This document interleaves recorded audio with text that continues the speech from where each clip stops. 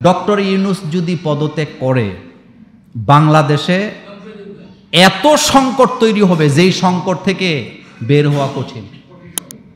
আর বাংলাদেশে যত সংকট দেখেন সব সংকটের মূলে হলো ভারত। বর্তমানে যিনি দেশটা চালায় ডক্টর ইউনূস, তিনি কিন্তু আসলে রাজনীতিবিদ না। তিনি কি রাজনীতিবিদ? এবং তার সাথে যত উপদেষ্টা আছে তারাও কি না রাজনীতিবিদ না। কারণ রাজনীতিবিদ যারা তারা মিনিটে মিনিটে ফলটিল। একটা প্রশ্ন আছে, ডক্টর ইউনূস পদত্যাগ করার সিদ্ধান্ত নিচ্ছেন, তিনি যদি পদত্যাগ করেন তাহলে বাংলাদেশের ভবিষ্যৎ কোন দিকে যাবে? প্রথম কথা হলো, একটা কথা মনে রাখবেন, এটা হলো রাজনীতিতে শেষ বলে কিছু নাই। কথা কন না কেন? রাজনীতিতে শেষ বলে কোনো কথা নাই। কারণ রাজনীতিবিদ যারা তারা মিনিটে মিনিটে ফলটি লয়। কথা কন না কেন? সেকেন্ডে সেকেন্ডে কি লয়? এই জন্য রাজনীতিবিদদের বিশ্বাস করতে একটু সাবধানে করেন। 2 নম্বর কথা হলো, বর্তমানে যিনি দেশটা চালায় ডক্টর ইউনূস, তিনি কিন্তু আসলে রাজনীতিবিদ না। তিনি কি রাজনীতিবিদ? এবং তার সাথে যত উপদেষ্টা আছে তারাও কি না রাজনীতিবিদ না। যার কারণে রাজনীতিবিদদের রাজনীতির বক্তব্য সহ্য করার মতো ক্ষমতা তাদের নাই। আপনি দেখবেন রাজনীতিবিদ যখন বিপদে পড়ে তখন বলে এটা আমার রাজনৈতিক বক্তব্য। তো রাজনৈতিক বক্তব্য কি তোমার জীবনের থেকে আলাদা ছিল? না। কিন্তু এটা কেন বলতেছে? বিপদে পড়া বাঁচার জন্য বলে।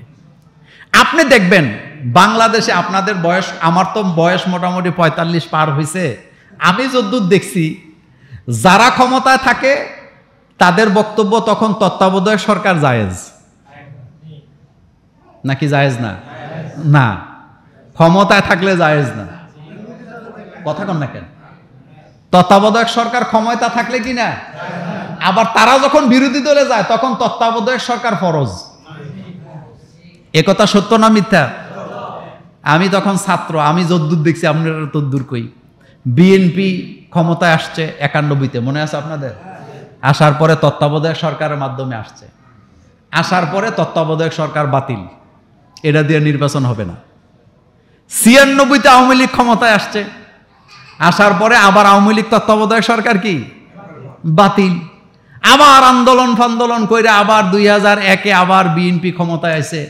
আসার পরে এরাও আবার তত্ত্বাবধায়ক নিয়ে কি নাই, বিশ্বাস নাই। এরপরে 2008-09-এর দিকে নির্বাচন করে আবার তত্ত্বাবধায়ক সরকারের অধীনে নির্বাচন করে আওয়ামী লীগ আইছে। আসার পরে টানা কয় বছর? কথা কন না কেন?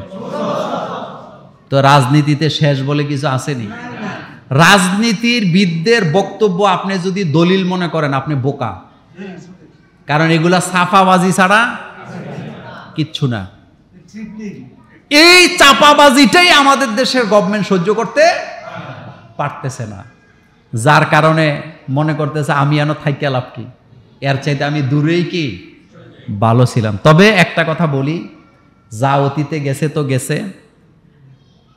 একটা কথা মনে রাখবেন, ডক্টর ইউনূস যদি পদত্যাগ করে বাংলাদেশে এত সংকট তৈরি হবে যেই সংকট থেকে বের হওয়া কঠিন। আর বাংলাদেশে যত সংকট দেখেন সব সংকটের মূলে হলো ভারত। কারা? এটা মনে রাখবেন। আপনি যে ঘরে বাইয়ে বাইয়ে ঝগড়া করতেছেন, এই ঝগড়াটা মিট হোক না, এটা আপনার পাড়া প্রতিবেশী সর্দাররা চায় না। আপনি মিলতে চাইলেও আপনার ভাইয়েরে আপনার সাথে কি করবে? লাগাই দিবে। এটি বুঝতে হইলে আপনার ব্রেন লাগবে, ঠান্ডা মাথায় বুঝতে হবে। ভারত এই দেশকে কখনো শান্তিতে থাকতে দিবে না। আর ভারত কখনো এই দেশে ইসলামকে মাথা চাড়া দিতে দিবে না। আপনি মানেন চাই না মানেন, এটা আপনার ব্যক্তিগত ব্যাপার। কারণ এই দেশ দুর্বল থাকলে ভারত লাভবান। পৃথিবীর কোন দেশ দুর্বল হলে ভারতের লাভ নাই, কিন্তু বাংলাদেশ দুর্বল থাকলে ভারতের লাভ আছে। আপনারা যারা ভারতে গেছেন আমার সাথে পার্সোনালি কথা বলবেন। বাংলাদেশের কোনো মানুষ ভারতে গিয়া শান্তিতে হোটেল পাইছে, হোটেলে বুকিংয়ে পাইছে, মর্যাদা নিয়ে বাস করছে, একটা প্রমাণও আপনি দিতে পারবেন না। চিকিৎসার জন্য গিয়া লাঞ্ছিত হয়েছে। আমাদের দেশে একজন সাংবাদিক ছিল মুন্নিশা, আপনাদের মনে আছে নি? মুন্নিশা ঠান্ডা হয়েছে কবে জানেন? হ্যাঁ, ভারতে একটা সফরে গেছিল সে প্রধানমন্ত্রীর সাথে। যাওয়ার পরে হোটেলে শান্তি পায় নাই, ঘুমায়া শান্তি পায় নাই, খানা পায় নাই, লাঞ্ছনা বঞ্চনা খাইয়া এরপরে বুঝছে যে এতদিন কার দালালি করলাম, তারা তো আসলে আমাদের বন্ধু না। এখন আর মুন্নিশারে দেখেননি? আপনি এখনো ইউটিউবে সার্চ দিলে তার এই বক্তব্য পাবেন। সে লাইভে আইসা বলছে যে এখানে 1.5 পয়সার দাম আমাদের নাই। শোনেন, রাষ্ট্র পররাষ্ট্রনীতিতে আপনার সাথে আমার সম্পর্ক হবে ব্যবসায়িক, গিভ এন্ড টেক। আপনি দিবেন, আমি দেব, আমি দেব, আপনি দিবেন, নাকি? কিন্তু ভারত আমাদেরকে শোষণ করার চেষ্টা করছে 54 বছর। ভারতের ট্রেন আমার দেশে দিয়ে চলবে, ভারতের ট্রাক আমার দেশে দিয়ে চলতে পারবে, ভারত আমার করিডোর ব্যবহার করতে পারবে, আমার রেল লাইন ব্যবহার করতে পারবে, আমার সমুদ্র সীমা ব্যবহার করতে পারবে, কিন্তু আমি ভারত থেকে কিছুই পাবো না। মনে হয় যেন এটা একটা অঙ্গরাজ্য। এটা কি? আরেকটা কথা মনে রাখবেন, ভূ রাজনীতি বড় ভয়ানক। পাকিস্তানের লোকে মারামারি করতে গেছিল না? এটা বলে শেষ করি, গেছিল নি? থামছে নি? কথা কন না কেন? থামছে নি? এমনি এমনি থামে নাই। আপনি দেখেন তো তাদের অপারেশনের নামগুলা। ভারত তার অপারেশনের নাম দিছে কি? সিঁদুর। কথা কন কি? মানে সিঁদুর কই দেয়? কারা দেয়? তো পাকিস্তানও কম না, পাকিস্তানও এটার নাম দিছে কি? বুনিয়ানুম মারসুস। কিন্তু আপনি কি জানেন এই শব্দটা যে কোরআনের? জানেন তো? বুনিয়ানুম মারসুস এই শব্দের অর্থ হলো, আল্লাহ পাক বলছেন তোমরা যখন কারোর সাথে যুদ্ধের ময়দানে নামো, সীসা ডালা প্রাচীরের মতো যুদ্ধ করে যাও, মানে পেছনের দিকে যাওয়ার কোনো সুযোগ নাই। ভারত যখন দেখছে সারা দুনিয়া ভারতকে বয়কট করছে, এখন কয় ঠিক আছে যুদ্ধবিরতি মানলাম। কিন্তু আমরা কখনো যুদ্ধ কি?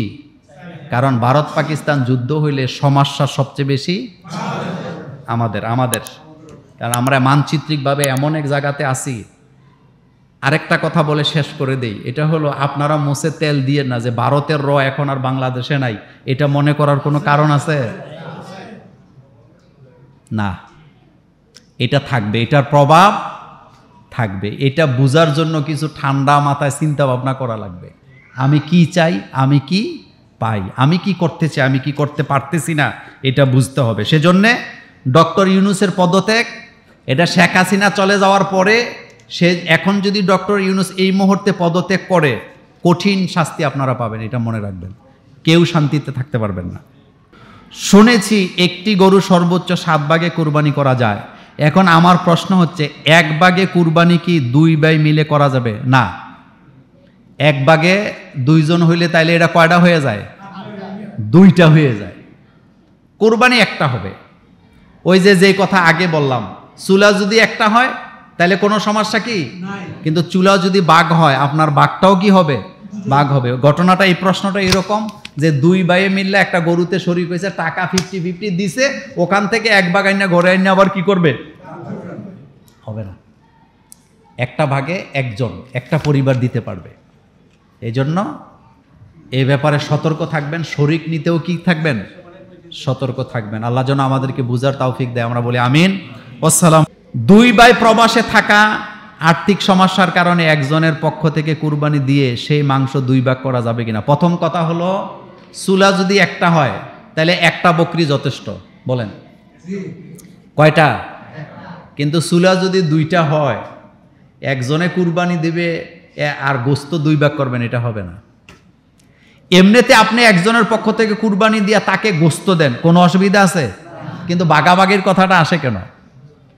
বাগাবাগির কথাটা তখন আসে যখন দিলের মধ্যে কি আছে? সমস্যা আছে। সমস্যা নাইলে সব কথা না বললাম।